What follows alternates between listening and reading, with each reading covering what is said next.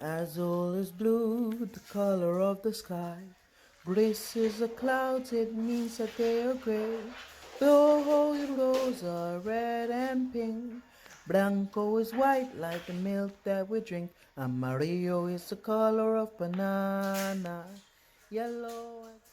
Alright guys, so we have the paper boats. We don't have any, it's raining, but there's no water that runs off like that. So I'm gonna try it in the pan. Let's see if it floats. It's floating.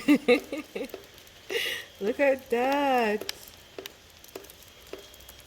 Look at that. Wow. So just imagine if the water was running now. Isn't that great? Let's do a close up. Let's see. Woo! Nope. Failure. So that's how you make your paper boats. And you can, you know, do it when the rain is falling. But make sure you take up the paper though. No littering. So that's it. Thank you so much for tuning in to Destination Jamaica. We'll make the boat them stand up.